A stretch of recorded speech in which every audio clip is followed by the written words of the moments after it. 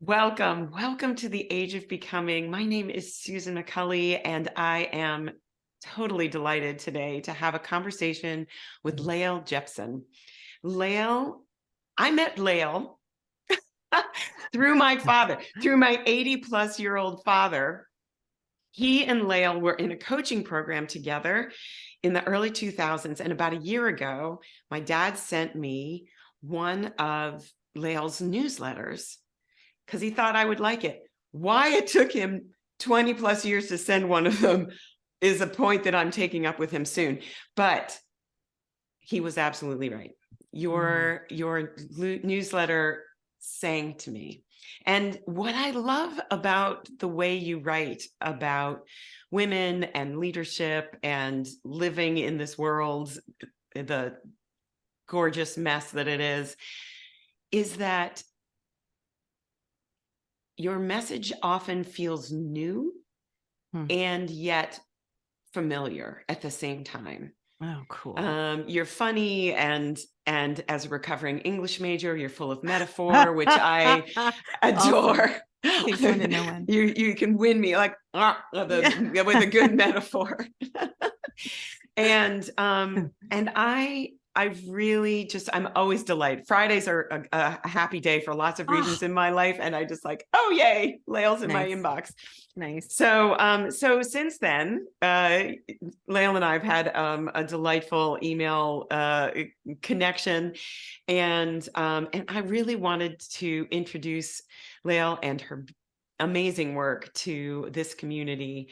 Lael is a leadership coach and business consultant. She's a storyteller. She's the author of 2 books, Unscripted, A Woman's Living Prayer, and Ignite, Lighting the Leader Fire.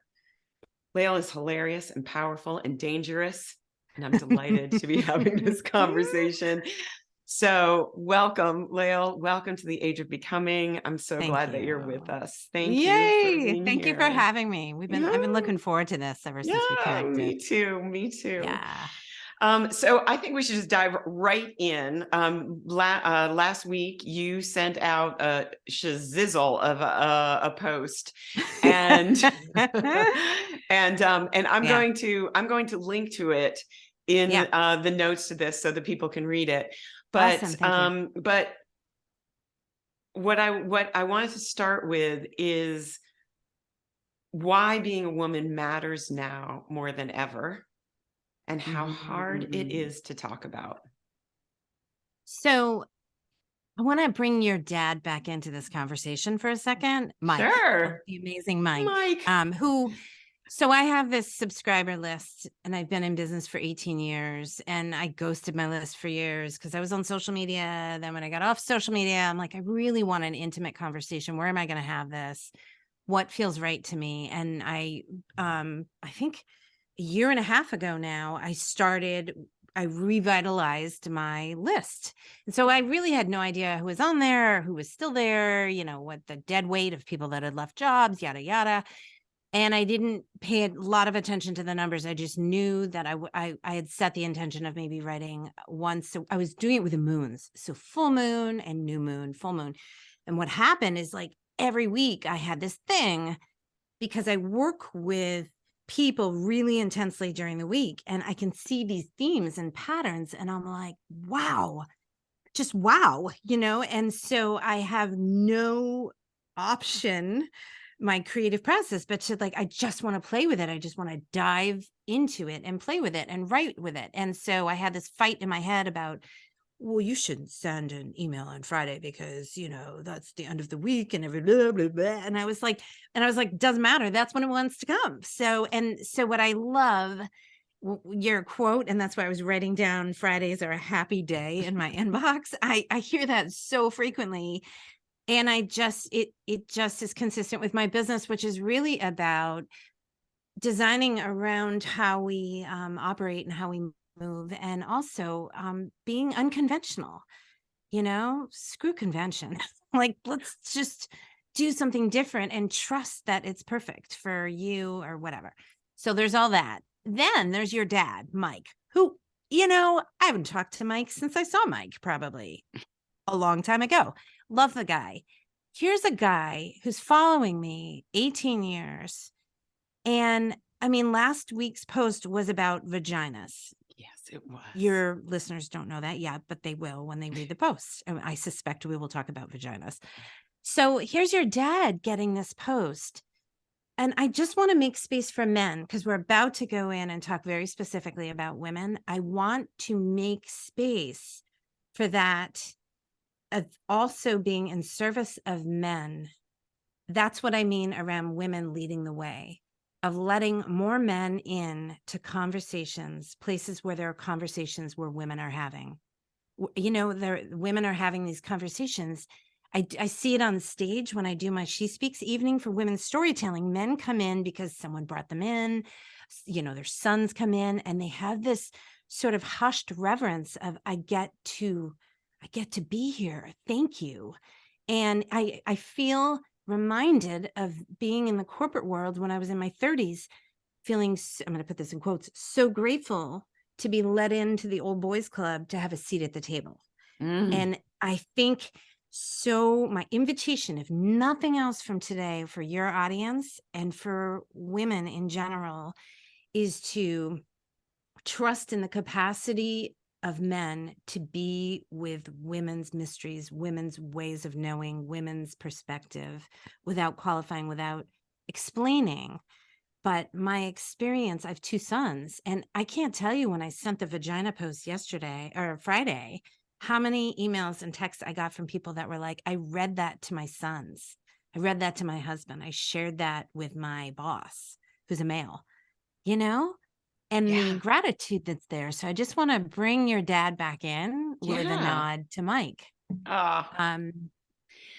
Yeah. And I think, so what I'm hearing is that part of what is possible when we have these conversations and when we share these perspectives and ways of being in the world is that we are honoring people without the same lived experience into our perspective. It's the way I feel when I read a Black woman. Yes. Or a disabled person, a trans person. And I'm like, oh, that is just great. So I feel so honored to be privy to their experience, and it broadens my own vocabulary. It broadens my own understanding. And so I also just want to just like tip my cap to like those men who walk into She Speaks or who subscribe and who are willing to They're my clients. I do one-on-one work with men, and people are like, really? And I'm like, yeah. And that is powerful work. So thank you for that. And I'm starting a men's group too. I'll tell you, you know, I want to get back to your original question, because it's really the root of my work is how hard it is to hold space, to have that conversation about being a woman. But I've been trying for years to do a men's group, and it's called The Men I Know. It's like the men I know are as hungry for this as women are. And I've been discouraged mostly by other women who are like, you can't do that. You need to. And I was like, isn't that funny? Because it never occurred to me that, you know, my husband was a coach of a female basketball team, and the president of the United States, last I checked, we've been led by men. So, you know, so I'm going down that road a lot with a lot more energy. So here's I'll give you a couple different stories around this, my experience of having this conversation of being a woman and why it's so relevant and why I think most people think we've moved beyond it. We've moved way beyond it. We've come so far. And, you know, I'd really go to task with the fact that we actually haven't come as far as we love to give ourselves credit. But we're actually 67th in the world with regard to women leaders at the helm. we're 67, we're behind, like, wow. Let's get a And foam then, hand that says yeah, the 67. we're 67, right? And then also, if you really, numbers don't lie, and representation is important. And numbers don't lie. And the other measure is there are more CEOs named Steve and John than there are women CEOs combined. And I Nice. gave a talk, which you can link in your notes, to why women leave organizations and how to know she's left before she's gone. And like the secret keys that I see, because I often see it's so transparent when a woman is on her way out. And I often wonder, boy, do they see this, or do they care? Do they see it and they care, or they're just blind or naive? Because to me, it's right there. And so I'll link into that talk. It was a 5-minute rapid fire talk. And when I gave it, I remember sharing that quote, there are more Johns and Steve CEOs than there are women combined in the country.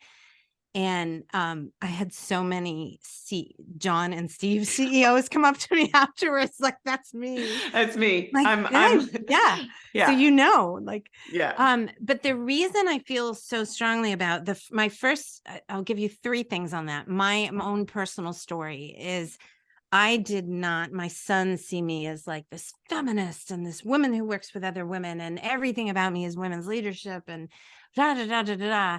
And I remind them constantly that I didn't even know I was a woman until I was 34, and I'm 54. So that's like only 20 years in the grand scheme of things. I didn't fully appreciate that I was a woman, and therefore not one of the guys, until I was 8 months pregnant. And I walked into this leadership group, the top 150 leaders in the company at the time when I was working inside in the corporate world. And I was really pregnant, and was away on this retreat. And I looked down, and I noticed it was just a sea of white men and a few women, few faces of color, but it just struck me as if for the first time. And I'd worked for the company for 11 years. And I went, huh. And then I looked down at the same time, and I saw this huge belly. And I remember I could just see the very tips of my shoes underneath my enormous belly. And I was like, oh my God. And it sounds so ridiculous to say, but every time I tell that story, I see women nod of like, I get it, because it never occurred to me that it was relevant. Women didn't talk about being women because it wasn't safe, and it really had no relevance. Like, what does that have to do with anything? And I was one of those women, because it didn't get me anything except I didn't believe it. I didn't have any hunger until that moment when I was like, how did that happen? That I'm 34, and it's just occurring to me now that I'm different. I'm not one of the guys. And then, what did I do with all this? But I identify with being one of the guys. I was extremely athletic, extremely competitive, extremely ambitious, extremely direct.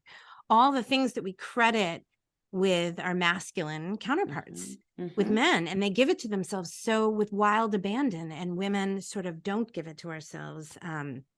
It's that classic, I got out of bed in the morning and I looked at the job description, and I had a man says I have 3 of the 10 things. I think I could be president. And the woman's like, I could do that. I only have 9 of the 10 things. I need to go back and get my master's, Right. And so that's where I was. So that was the beginning. That was the beginning of me leaving. That was the beginning of everything. And it was like I just unfurled myself, and I had to grieve, and I had to explore, and I had to get curious, and I had to mourn, the loss of that. I never took a feminist studies class. Why was that? I went to Rutgers. It's like this hotbed. How did I not even know? Why did I turn up my nose at the word feminist? Why? Or women, and like, what was it in me? So that was the invitation for me to own all of me, my shame of how I participated in that, and therefore did that to other women. And then also in my curiosity, there was all this unknown about, well, what does that mean? So that was my own story, which led me to She Changes. And then I stumbled my way into this women's retreat. I remember 2 years into my business, I was like, I'm going to do a women's retreat. And I just followed the yellow brick road. I really was like, what am I doing? Can I swear? Sorry. You can totally swear. Sorry, not sorry.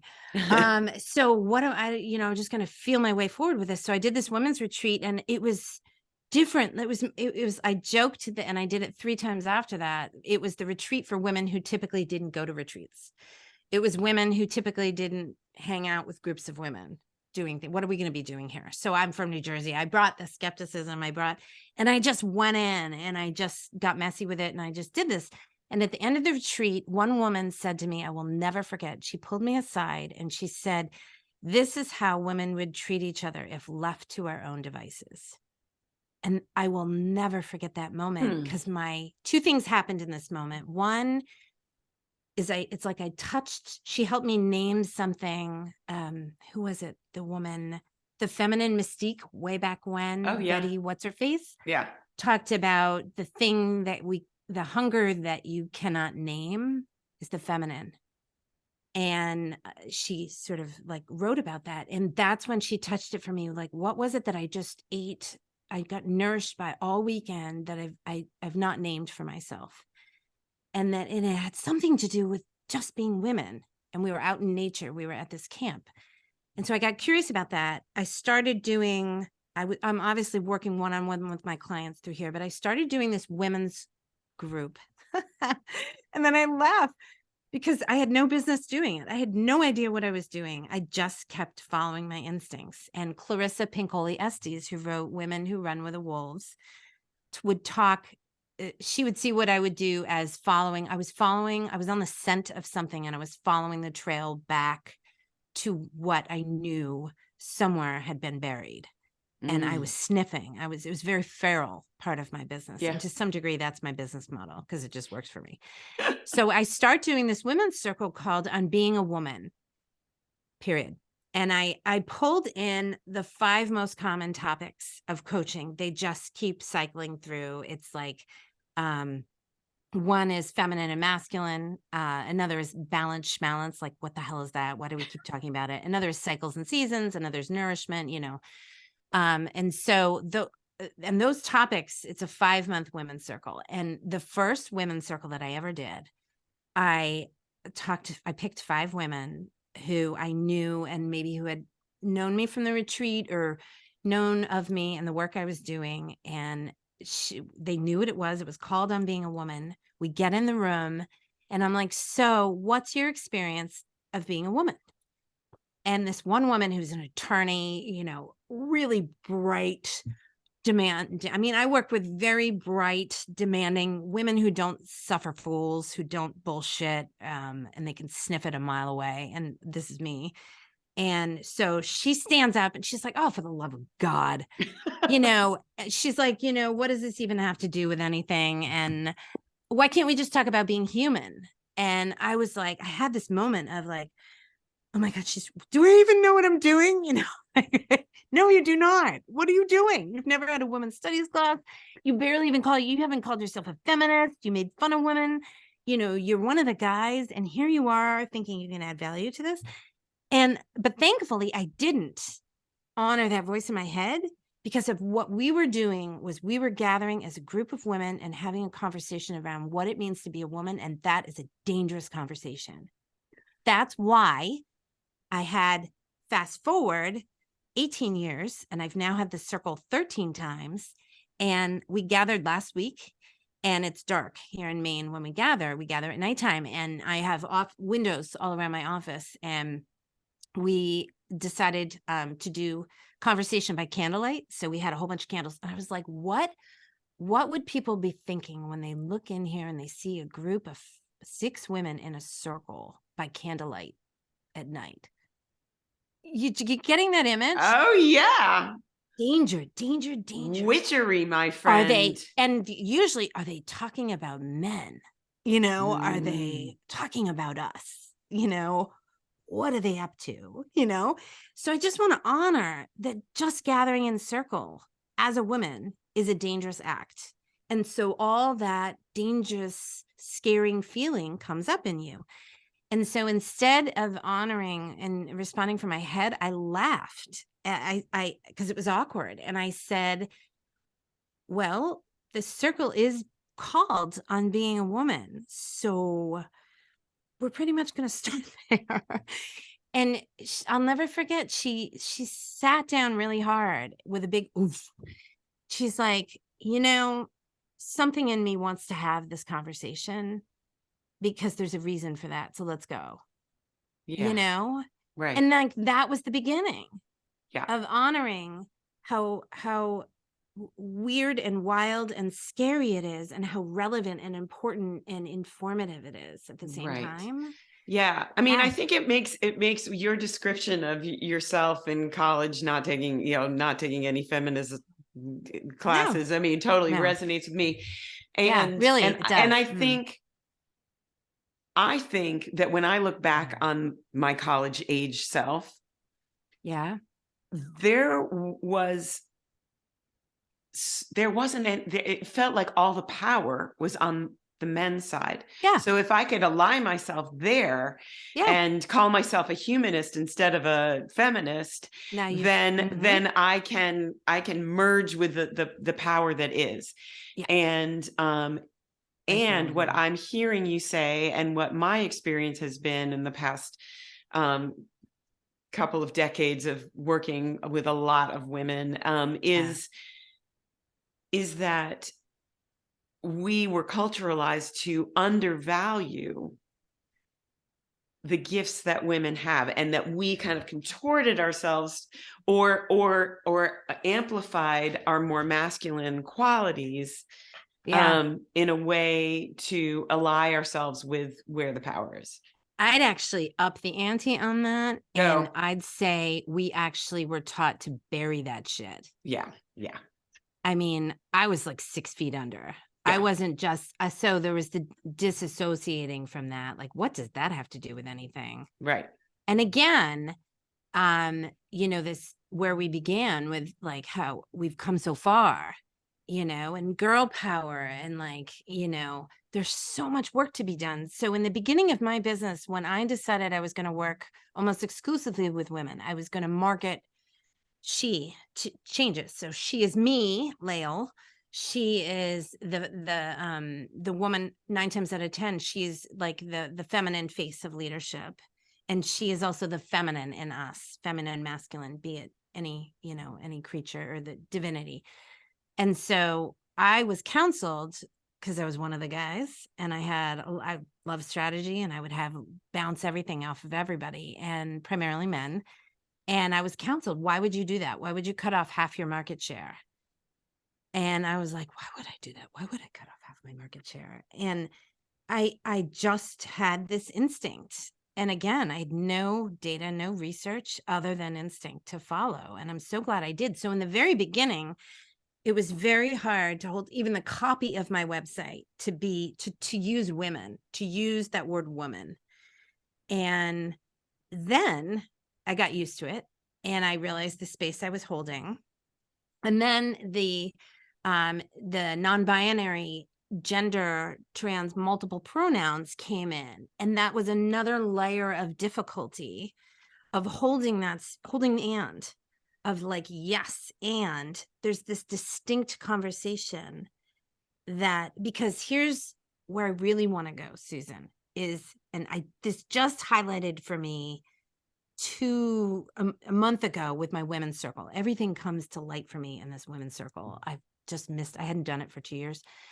And we were talking about the feminine. That was the name of the topic. And we were going in like, what is it? What have we associated with it? What do we want it to be? And so to the doorway, to have a conversation about women, being a woman, just starting with me, not just women in general, the state of women in the world, me, my experience of being a woman, that opens the door to get at the feminine. Now, when we get through that, you and I have even just done this. We've talked about being one of the guys and our masculine sides. So immediately it sets up, we cannot have this conversation in isolation of each other. We're having a range. We're broadening the range. Now we're going to talk over here. So you start through women, you go through and you get to the feminine. And then you go into places of cycles and seasons of like, wow, we move differently. We move like the tides and the moons. And so all this talk about consistently, I want to consistently do something. I'm like, yeah, well, women were designed to be inconsistent. Right. So you've learned it's not to say you can't function in a world that values lines and A to Z. It's just your exhaustion. You might want to look at, you're getting diminishing turns in the line.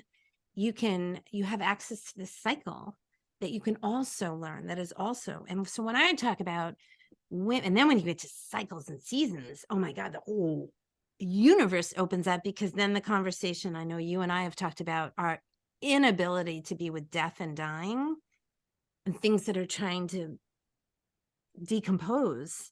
Well, cycles, that's part of it. You have to have, you can't have a low tide. You gotta have or you can't just have a high tide. You gotta have a low tide. That's right. Good luck just liking the full moon or summer. Yeah. But you also get winter and the dark of the moon. Yay. So this conversation around cycles and seasons leads to a conversation about wholeness and where are we living a half a life. And like, what real estate have we not even been exploring, let alone harnessing? Right. And then when we start to have that conversation, that's when we cue ourselves up to be positioned as leaders. Yes. So in leadership, I think about, you okay if I make a Harry Potter reference here? Sure. Okay. So like, Harry Potter lives in the land of the Muggles, doesn't know he's a magical creature until he gets the invite to go to Hogwarts. Turns out he's also magical. And so to get to Hogwarts, you have to go to King's Crossing and you have to take your cart and you have to run it into a brick wall and trust that it will give way and there'll be this other platform that takes you to Hogwarts, and the Muggles can't see it. It requires belief. Same premise around A Wrinkle in Time. It's not a time travel. You just have to believe that you can. And so once you get there, you start to, and you gather evidence of like, this is what it's like to live more whole. Then you get more luminous. Then you get more inspiring. People start to look at you and gravitate to you and say, I'll have what she's having. Yes, please. And you can start to say, let me show you how to crash through the brick wall. Yeah. Yeah. And that's what I mean around women leading. It's not about, I want more CEOs. I want a woman president, all that sort of stuff. But it's about embodying the both and. Right. Ooh. Yeah. And I think swallow my spit because I just get excited. No, I think so. What I'm hearing you say, you said a lot there. And I want to capture it though, because it feels like I want you to go. And I want to just circle back to feeling the word that I'm really hearing you is the wholeness. Yes. And that, I think that there has been, a push for women to kind of get their lean in thing, get the seat at the table, which is really, asking women to step into those positions of leadership like men do, instead of embodying all of our capacity. And so it's yes. And so I'll go after a position like a man does. You betcha. I'll like throw it down, go up one side, go down the other. If the mood strikes me. And if I'm tired of fighting, tired of explaining, tired of defending, tired of proving, I'll radiate. Right. But it's not only one, that's not only one side. Right. Right. And I mean, in a lot of ways, and this is sort of the beauty of this wholeness conversation is that it invites, as we were talking about at the beginning, it invites men Yeah. to connect with that part of themselves just in the same way that we can connect to that, Yep. to the masculine part of ourselves. Absolutely. That masculine and feminine, I'm sure this is when you talk to your clients, it's not about men and women necessarily. We all have both. Mhm. And inviting that fullness into our communities, our corporations, our our Yep. families, everything is part of what you're talking about and what you're inviting us into. Yeah, I'll give you another illustration or example that might help for people sometimes is because it's really tricky what I'm doing because I'm using a label. I'm using woman.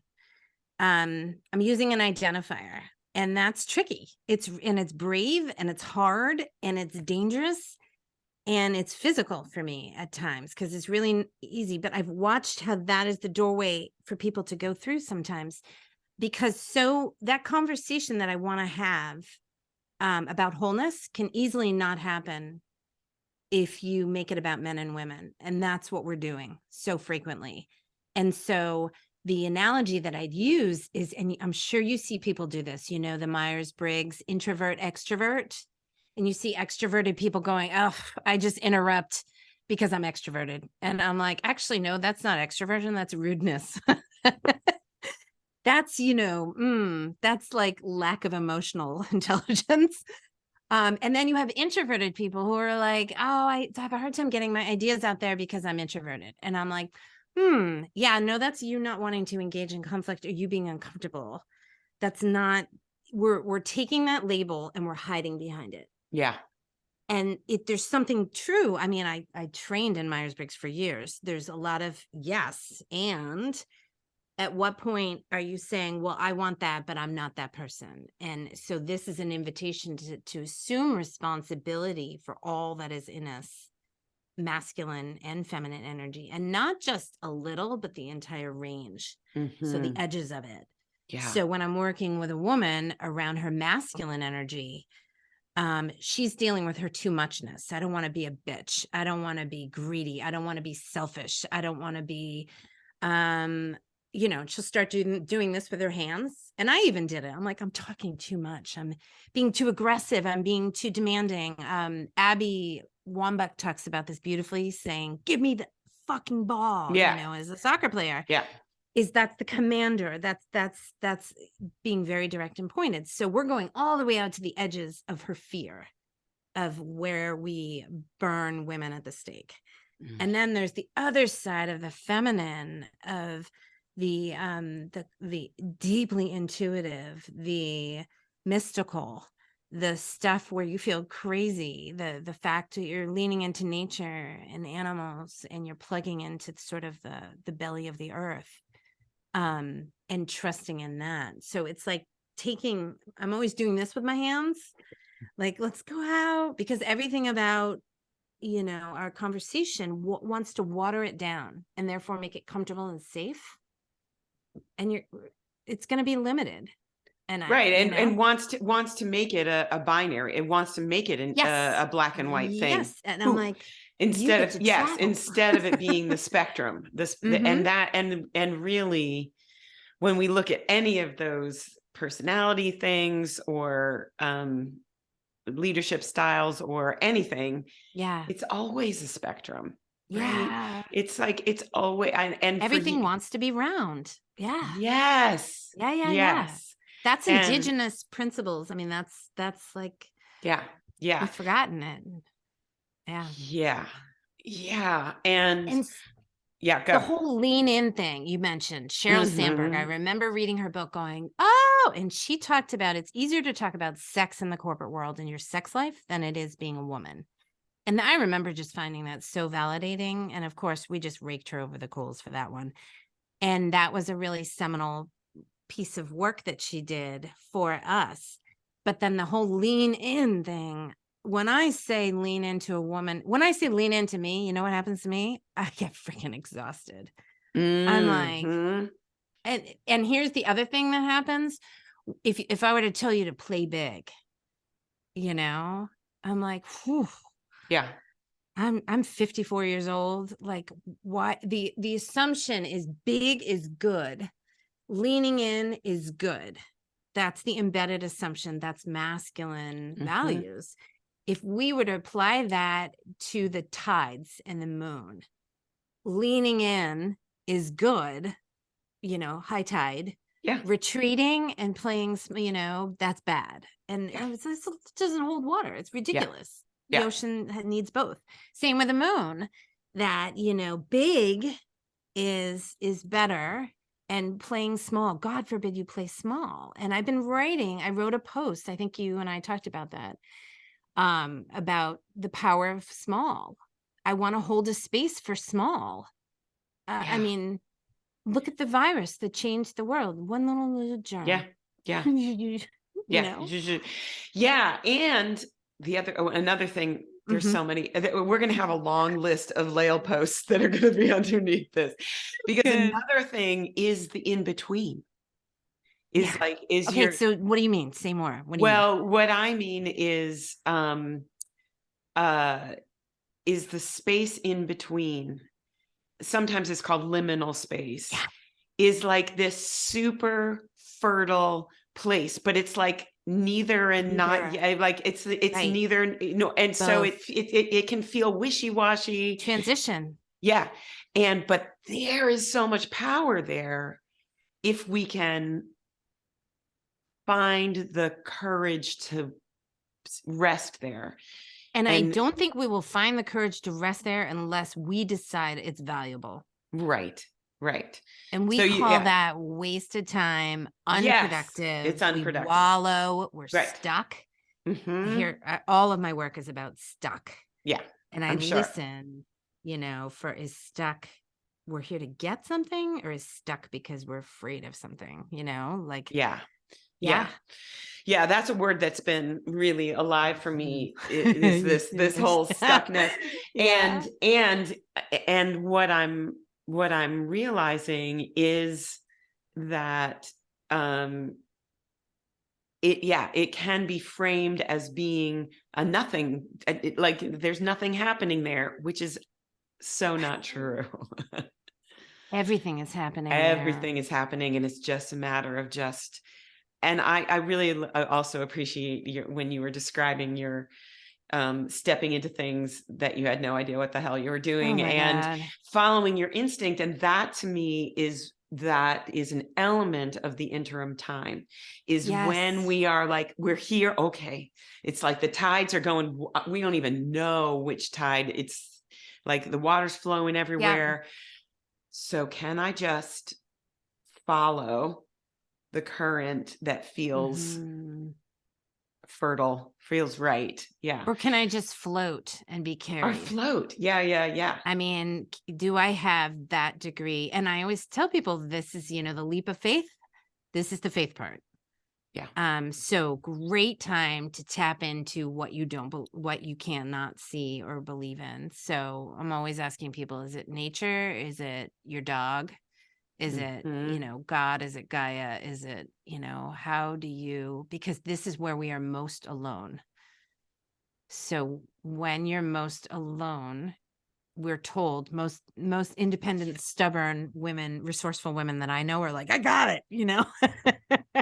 And we're taught to power through. Right. And this is where I personally forget, and I do this work, that I don't have to do this alone. This is where I can ask for help. Right. So I've learned, as a result of this work, that's the other thing that comes in through the feminine, is sort of the universe and the universal energy, and how we're all interconnected, and how there's something greater than me. I believe there's something greater than me at work, even if you say it's just humanity or our common evolution. Mhm. And so Mhm. tapping into that, and how seeing myself as service to a larger conversation, Yeah. It's so That's what beautiful. fuels me through those dark times, those dark nights of the soul. Yeah. Yeah. Oh, that's where the And work is. yeah, and I just also wanted Yeah. to hold up the feeling that you had was like when I lean in, I get exhausted. Yeah. And for so long in my life, the push through,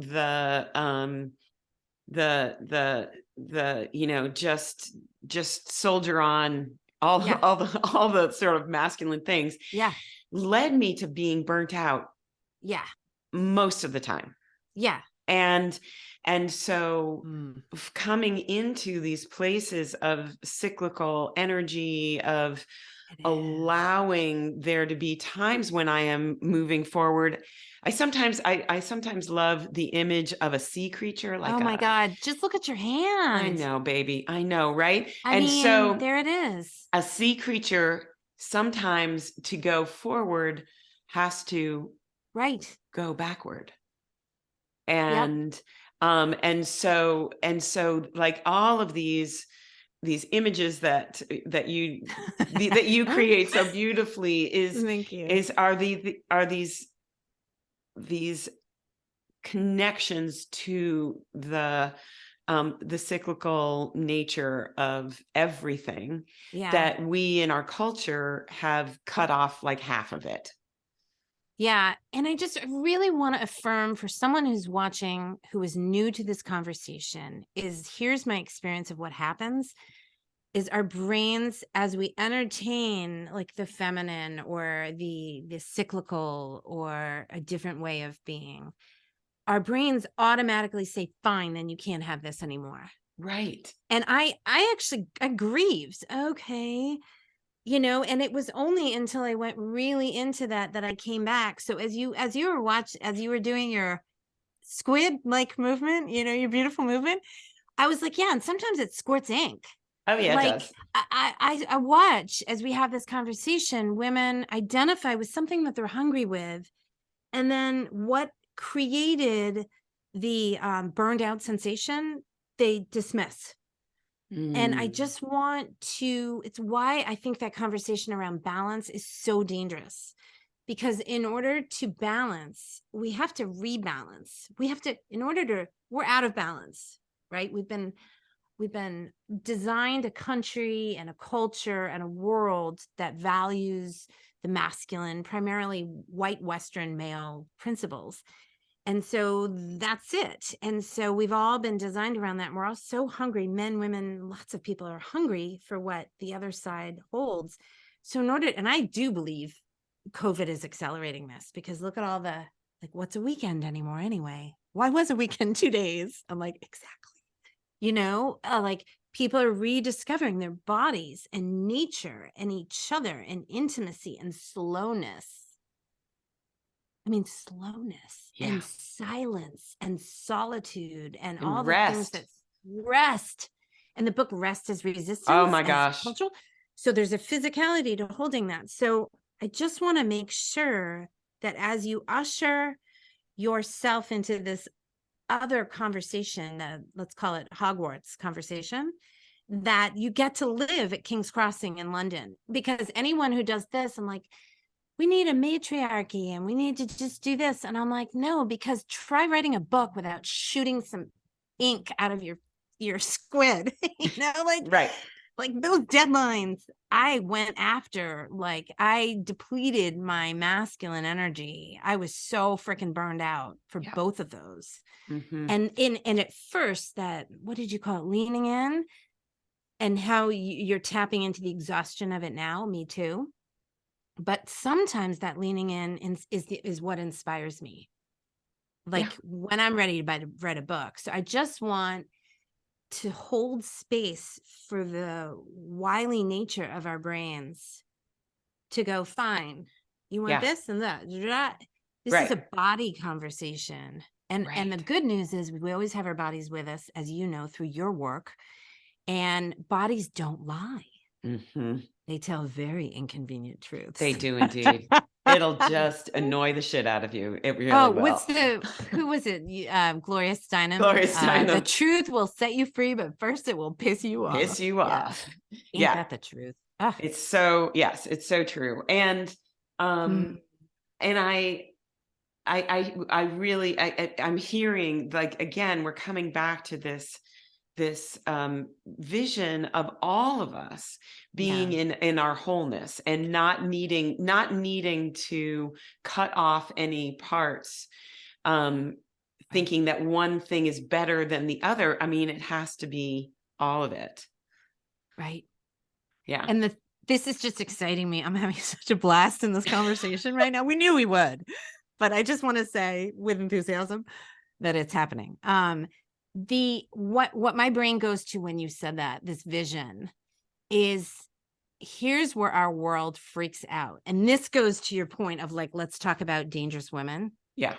Okay, Susan, what would happen to our economy if we all realized we were enough? What? I mean, so that's dangerous. No. You gotta be in the machine. The machine makes money. And so, because when you're talking about wholeness, what you're really talking about is enoughness. That's right. And waxing and a waning. So, I love talking about the moon, because it freaks me out sometimes that the moon doesn't change. I mean, the moon is always there. It's just our perspective on it. The moon doesn't change, you know? It's why I like it. And same thing with the ocean. The ocean, it's just moving, and we're having a different experience or perspective depending on where you're standing in the world, and that's right, what your nighttime sky looks like. And so this conversation, Brene Brown talks about enoughness, and I love that energy, because if that's what I invite people to sit in, not at the expense of growth and improvement and stretching, because the people I know and the woman I am and the woman I know you to be, we're always going to be learning. So we don't have to be in the place of not enough to reach for something to get inspired, but it's reaching from that place of wholeness. That's exactly right. Yeah. Think of our bodies and our healthcare and our economy and violence. Whoa, mental health. I mean, Yeah, right. Yeah. Sonia Renee Taylor talks about this so beautifully, about the essential enoughness. And it is, it is from there and centered in the body. And, and I think, again, I'm also really appreciating coming back to the body, because that's just like my vocabulary. Everything.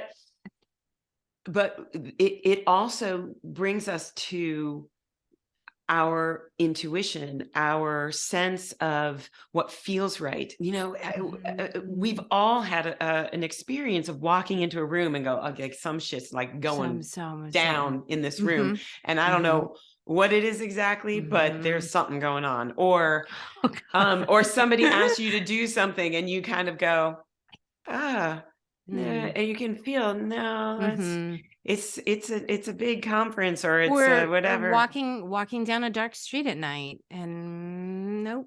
Yeah.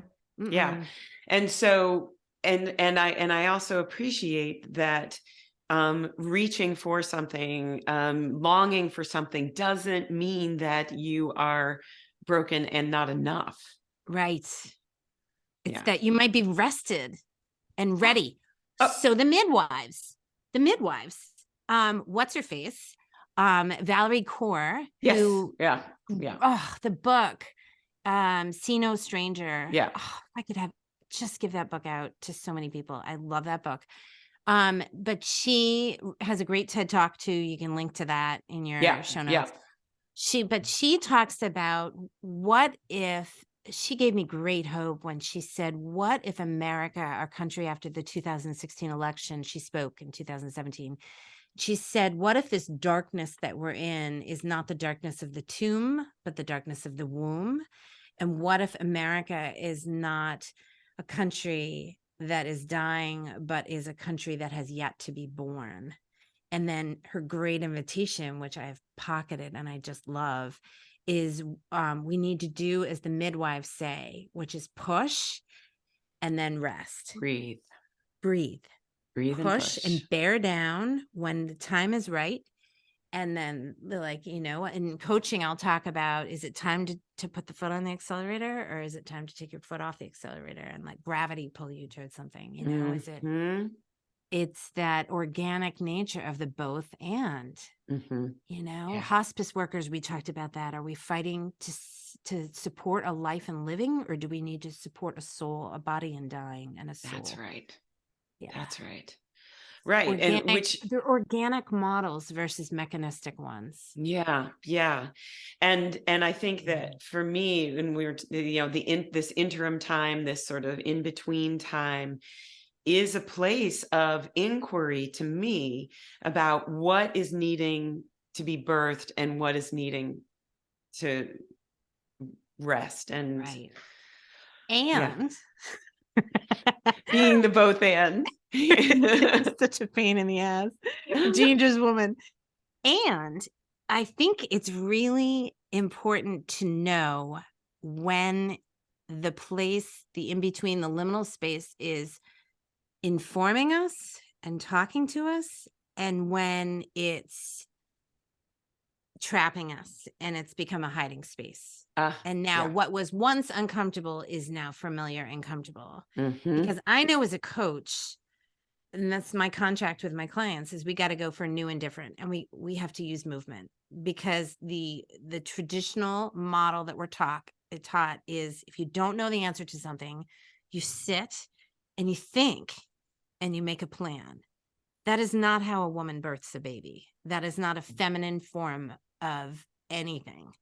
And so we know by the time clients find me, they've exhausted the masculine, and they're exhausted, you know, sputtering tanks come in with a masculine because they've thought. Now they're going around in circles.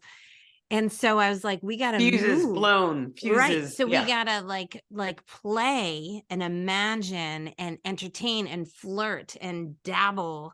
But we got to get out of Dodge. So we got to go for a road trip energetically. So that's when the, or have a dance party. Yeah, which is a form of movement, but it's change of scenery.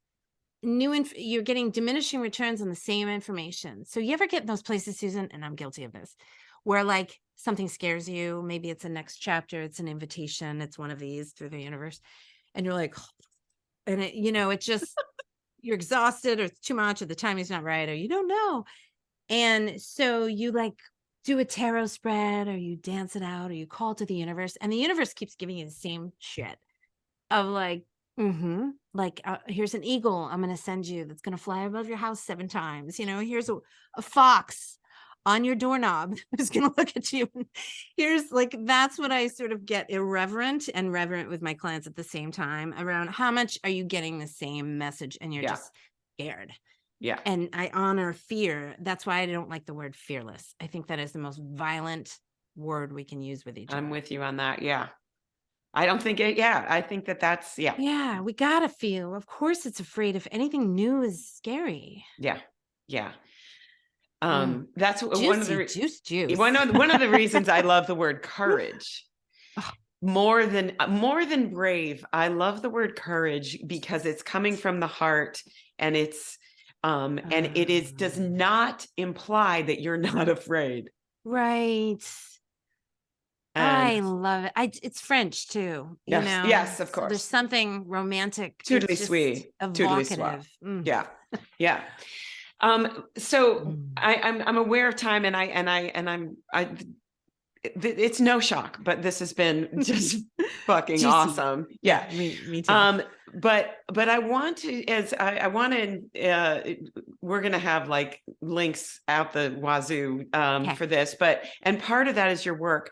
But before you go, I just want to make clear that while you are a leadership and entrepreneurial business consultant, people might be able to use your services, even if they are not what I might call a traditional leader, somebody who's in a corporation Right, or right, right, yeah. right. So could you Mhm. just talk about that just a Oh, little bit before we go? sure. Yeah, I mean, nothing about my business has traditional in it. They've exhausted that. So Yeah, I can speak that. I come from that, and everything about here, this is, Hogwarts.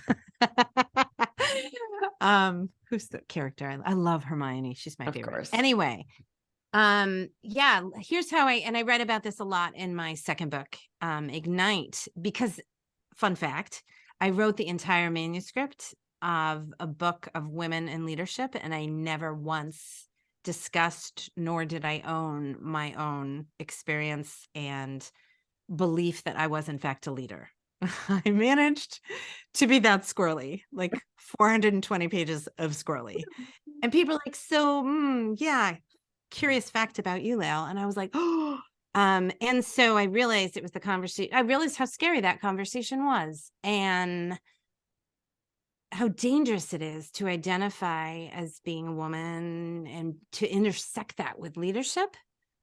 Wow, it's just big. So I explored what I mean by leader, because so often it's synonymous with title. It's almost Mhm. it's synonymous with title or position, or even, in fact, I have no direct reports.